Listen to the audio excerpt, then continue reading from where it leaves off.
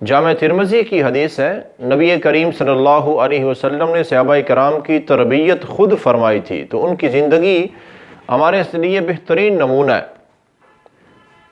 نبی کریم صلی اللہ علیہ وسلم کا فرمان ہے کہ اتق اللہ حیثما کنت، جہاں بھی رہو، جس حال میں رہو، اللہ سے ڈرتے رہا کرو۔ اللہ کا ڈر ہر حال میں تمہارے اندر، اکیلے ہو، تنہا ہو یا مجمع میں ہو، تمہارا ظاہر اور باطن اللہ کا ڈر سے، بالکل اللہ کے ڈر سے معمور ہونا چاہیے۔ اور یہ بات یقینی ہے کہ جو بندہ ہر حال میں اللہ سے ڈرتا ہے وہ گناہ کے قریب جائے گا ہی نہیں۔ اور اس کے فوراً بعد آپ نے فرمایا وَأَتْبِعِ السَّيِّئَةَ الْحَسَنَةَ تَمْحُهَا، فرمایا کہ اللہ سے ڈرتے رہو، لیکن انسان ہونے کے ناطے سے بندے سے کوئی نہ کوئی کمی کوتاہی، کوئی گناہ، غلطی، خطا ہو جاتی۔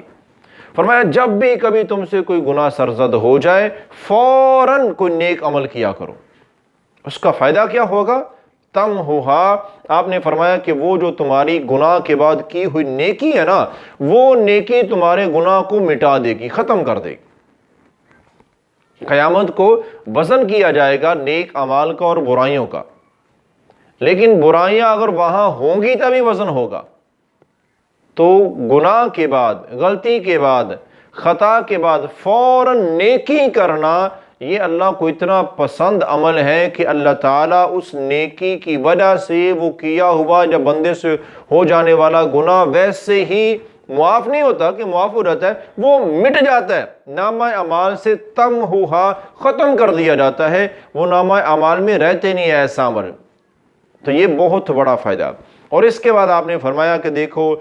اچھا اخلاق اللہ تعالیٰ کو بڑا پسند ہے، یہ بہت بڑی خوبی ہے۔ اللہ سے ڈرتے رہو،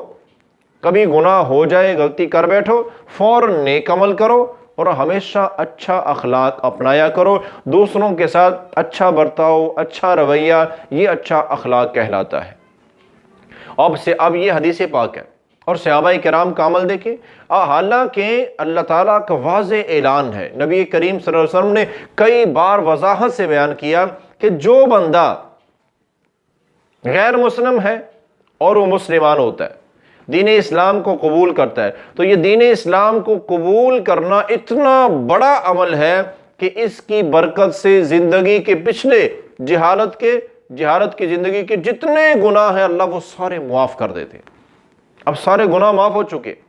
اس کے باوجود بھی صحابہ کرام اللہ تعالیٰ سے دعائیں کیا کرتے تھے کہ یا اللہ، جہالت کی زندگی میں جو ہم سے گناہ ہو گئے، ہم کر بیٹھے، اب ہم آپ سے توفیق مانگتے ہیں کہ ہماری مدد فرما اور ہمیں توفیق عطا فرما کہ اب اس مسلمان ہونے کی زندگی میں، اسلامی زندگی میں ہم سے کوئی بڑے بڑے نیکی کے کام کروا لے۔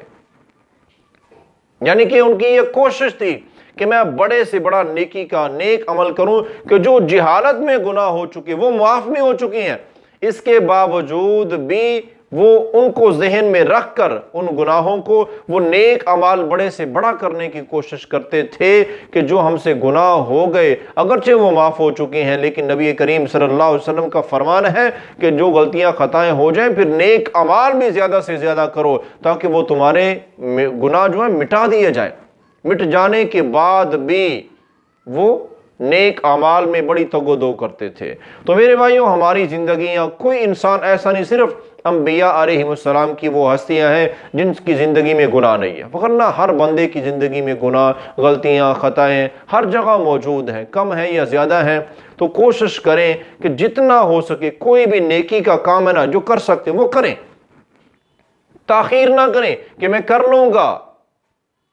منصوبوں پہ کام نہ رہنے دیں کہ میں نے منصوبہ پلان کیا ہوا ہے کہ میں کچھ عمل ایسے ہیں، بڑے بڑے نیکی کے عمل ہیں وہ ہم عام دنوں میں بھی کر سکتے ہیں، لیکن ہم نے وہ ان کو پینڈنگ رکھا ہوتا ہے کہ وہ کریں گا، وہ فلاں وقت پہ جا کے میں نے یہ کام کرنا ہے۔ پتہ نہیں وہ وقت زندگی میں آئے گا یا نہیں آئے گا، ابھی مواقع ہیں، ابھی وسائل ہیں نیک عمل کرنے کے، تو فوراً کرو، جب وہ وقت آئے گا تو اللہ کی مدد شامل حال ہوگی، مزید نیک عمل کریں گے، لیکن اب موقع ضائع نہیں کرنا چاہیے۔ ہر حال میں اللہ سے ڈرتے رہیں، کبھی غلطی خطا ہو جائے فوراً نیک عمل کریں اور اچھا اخلاق اپنائیں، یہ ہمارے لیے حکم ہے ہمارے پیارے نبی صلی اللہ علیہ وسلم کا۔